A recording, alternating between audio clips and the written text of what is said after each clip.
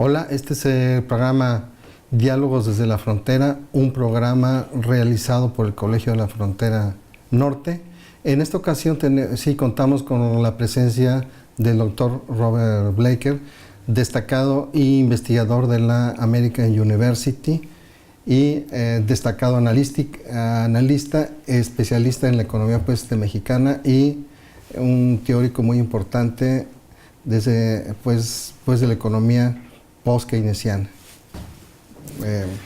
Gracias, y es un gran placer estar otra vez en el COLEF y participar en este evento. Creo que el 20º aniversario del Telecán nos da una oportunidad de pensar nuevamente en qué medida estas políticas de apertura comercial y de depender de los mercados libres ha tenido éxito o no ha tenido éxito para impulsar el desarrollo de México y de aumentar el nivel de vida de su pueblo, ¿no? Sí, bueno, si se me olvidaba, bueno, vienes en el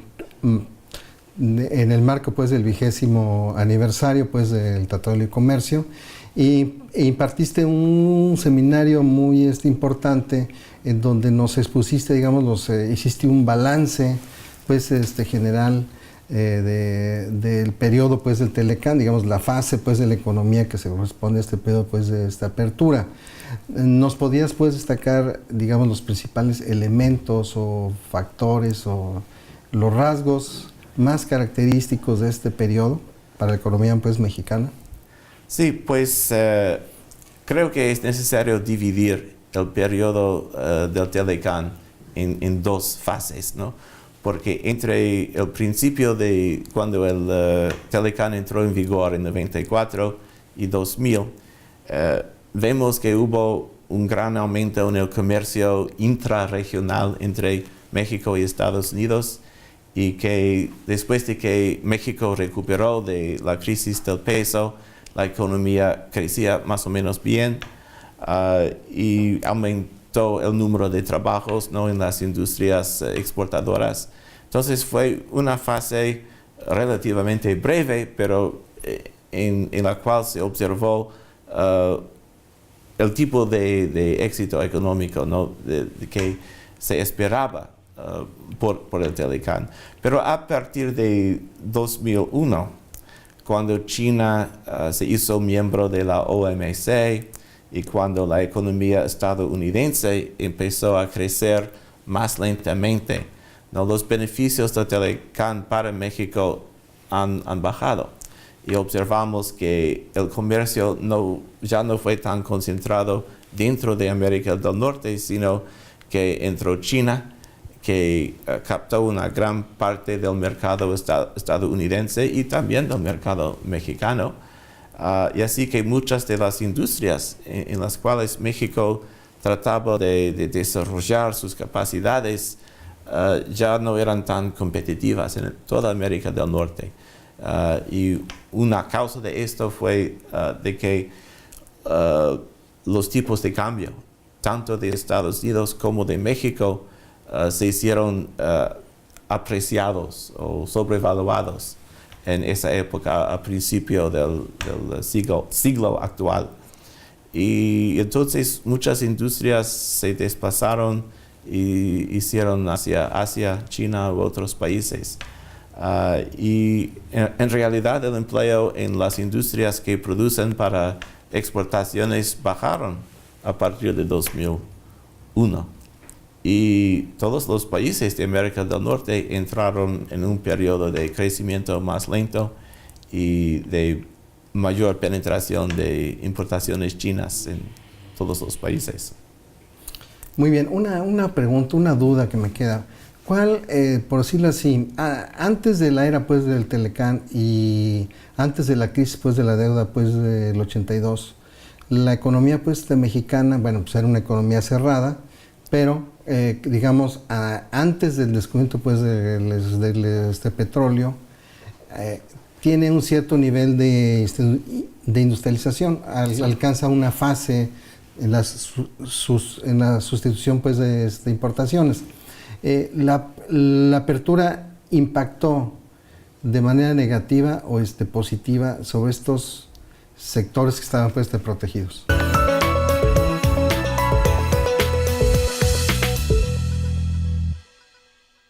Bueno, entre los años 40 y los años 60 del siglo pasado, México tenía una época de gran éxito económico, ¿no? Se hablaba del milagro mexicano. La economía crecía con tasas de crecimiento alrededor de 6% por muchas décadas, ¿no? Y sin inflación alta y con nada más recesiones suaves o ligeras. Pero en los años 70 la economía empezó a encontrar problemas, ¿no? Porque las exportaciones no tenían ninguna dinámica, con excepción de las maquiladoras, que entonces eran muy chicas. Y hablaba en los años 70, se hablaba del agotamiento de la política de sustitución de importaciones, porque en realidad las necesidades de importaciones crecían, particularmente en términos de bienes de capitales para inversión, y el país no producía las exportaciones necesarias para pagar por esto, ¿no? Entonces, en una época hubo el auge petrolero, pero el gobierno pidió demasiados préstamos y todo cayó en la crisis de la deuda. Pero yo creo que después de eso, México fue como de un extremo a otro demasiado rápidamente, ¿no? De ser una economía muy cerrada en ciertos aspectos a ser una economía muy abierta, pero sin haber creado las condiciones necesarias para fomentar más industrias competitivas, para alzar el nivel tecnológico del país, para promover más educación de la mano de obra. Estas políticas poco a poco se han venido en los últimos años, pero cuando el Telecán entró, bueno, primero México liberalizó su comercio por unirse con el GATT en 86 y luego el Telecán en 94.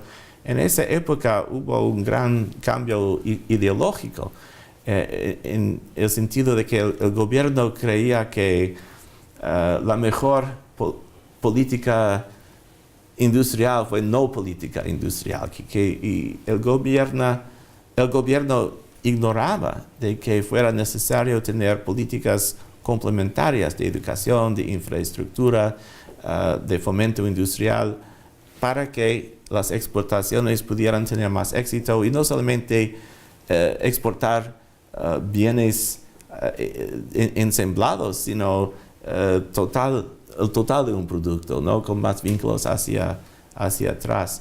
Entonces, lo que pasó es que en México más o menos se generalizó el modelo de las maquiladoras, ¿no? De importar insumos, bienes intermedios y hacer ensamblaje y exportar un producto final o semi-final, pero el valor agregado en esas exportaciones no fue suficiente para generar grandes cantidades de empleo. Y creo que México intentaba seguir el modelo de los países del Oriente, ¿no? de Asia del Este, pero esos países habían promovido más sus propias empresas por políticas industriales que les ayudaron a convertirse en empresas competitivas en el extranjero. En contraste, México creó incentivos para que empresas transnacionales, incluso de Asia, se trasladaran a México, pero seguían más o menos este modelo de maquiladora, hasta en las industrias oficialmente no maquiladoras, pero se concentraban en ensamblaje de insumos importados. Y el número de empleos creados fue mucho menor de lo que esperaba en la administración de Salinas cuando se negoció el Telecán.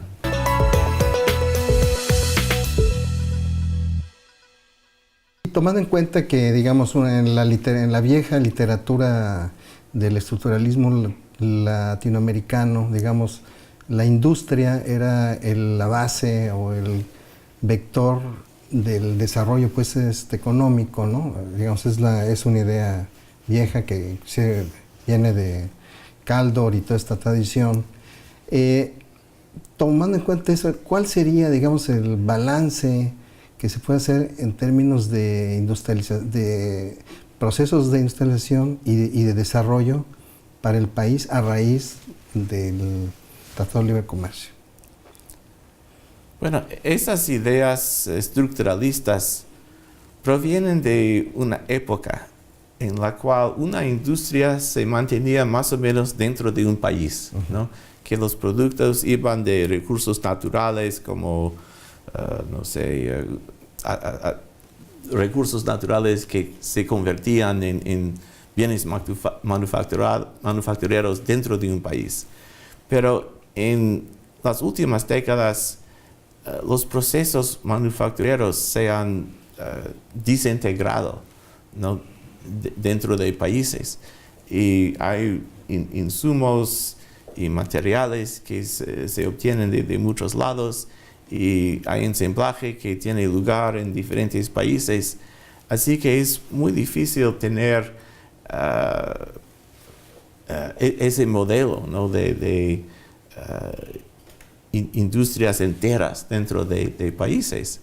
Y México es tal vez un caso extremo, o tal vez no tan extremo, pero lo que México sí ha logrado hacer es formar parte de las cadenas de valor que se forman globalmente ahora. Y está muy integrado con las cadenas de valor en Estados Unidos.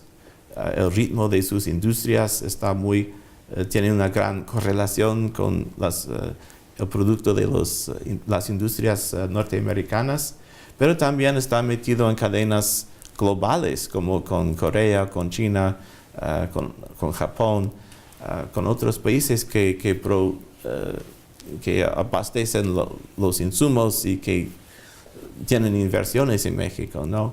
Pero el problema es que si un país como México se especializa sobre todo en el ensamblaje de bienes finales, no necesariamente obtiene los beneficios contemplados en esas teorías respecto a desarrollar su propia capacidad tecnológica.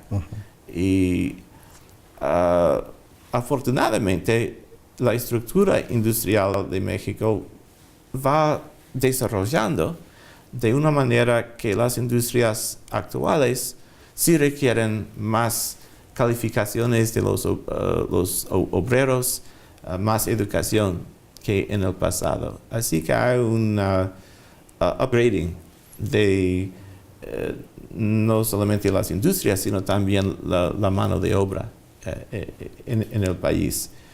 Pero lo que no se ha logrado tanto es tener una dinámica propia de tecnología y de innovación dentro del país. Las empresas extranjeras actualmente sí hacen cierta investigación y desarrollo en México. La proporción del PIB sigue siendo muy bajo de la IID. Sí. Pero va aumentando, particularmente en ciertas industrias como la de automóviles, biotecnología, informática, aeroespacial. Existen posibilidades para el futuro si estas actividades pueden crecer y si México puede dar incentivos para que las industrias tengan más vínculos hacia atrás dentro del país.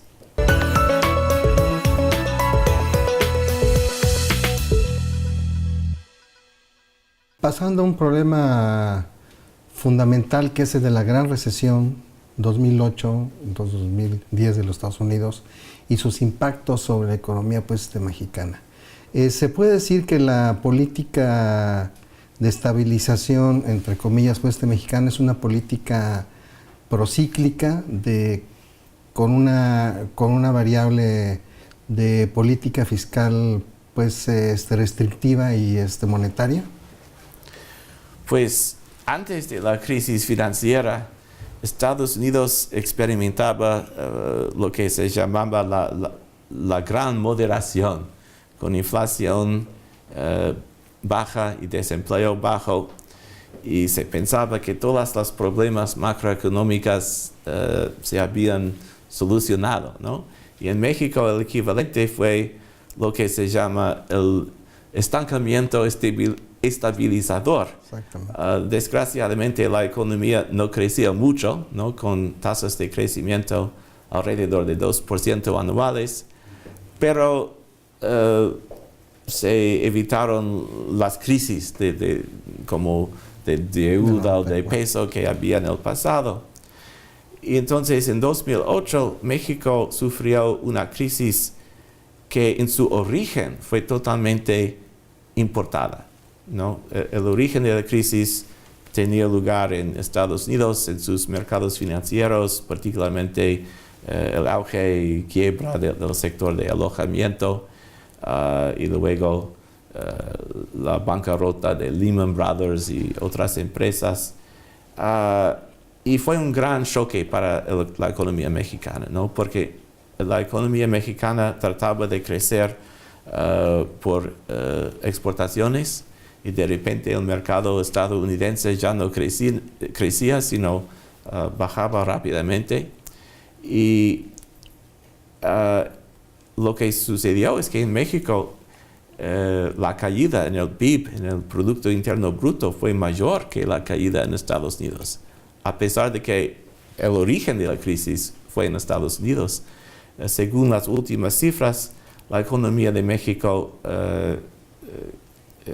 cayó en 4.5% en 2009, mientras la de Estados Unidos cayó solamente 2.8%. ¿Y por qué?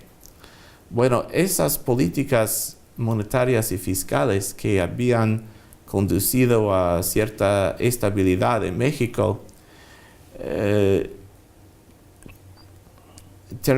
salieron ser desestabilizantes, no estabilizantes durante la crisis, porque el Banco de México se enfocaba estrictamente en la inflación, en sus objetivos de inflación, y no hacía caso a la caída de la demanda de exportaciones proviniendo de Estados Unidos.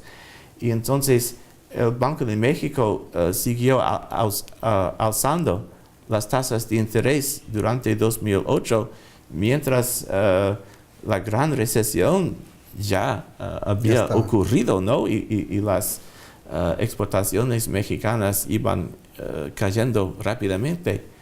Y el Banco de México no corrigió su política de tasa de interés hasta enero de 2009, ¿no? Después de mucho tiempo, mientras la Reserva Federal había iba reduciendo sus tasas de interés a partir de mediados de 2007. Sí. Y además el estímulo fiscal en México fue muy pequeño, y en realidad los gastos públicos para infraestructura han bajado hasta en los últimos años, ¿no? En 2012 y 2013. Así que México está en un ambiente mundial de crecimiento lento. Es cierto, pero necesita más estímulo doméstico por sus autoridades fiscales y monetarias para levantar la economía interna, porque ya no puede depender tanto de la demanda externa como hacía al principio de Telecán. Una pregunta es, por ejemplo, ¿qué tan importante sería el impulso de la demanda interna y un tipo de cambio real más realista, más adecuado, y el impulso a la pequeña y mediana empresa.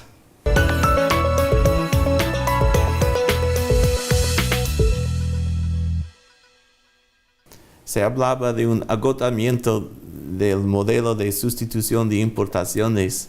Tal vez ahora debemos hablar de un agotamiento de un modelo enfocado totalmente en crecimiento impulsado por las exportaciones.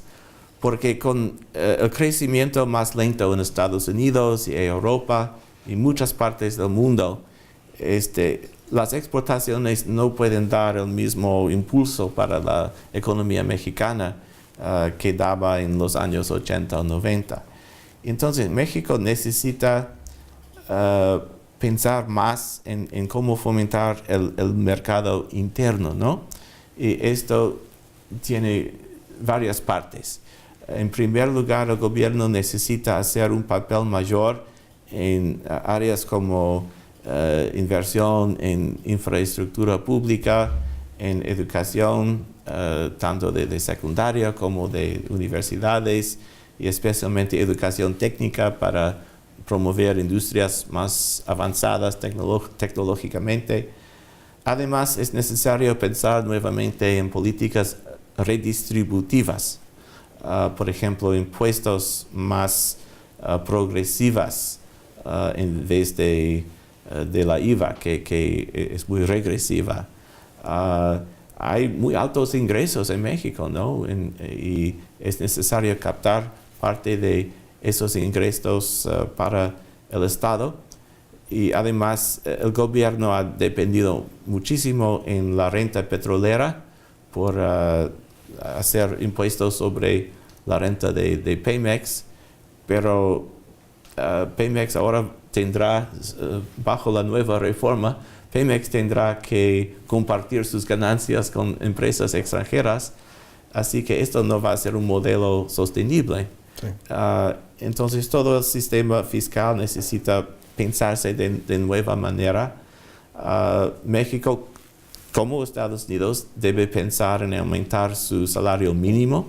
Estamos debatiendo actualmente en Estados Unidos un aumento en el salario mínimo para dar como un piso, ¿no? Un suelo por debajo de los salarios de la clase obrera. Y en mi país, mientras el gobierno federal no ha hecho mucho todavía, ciertos estados ya han aumentado sus salarios mínimos.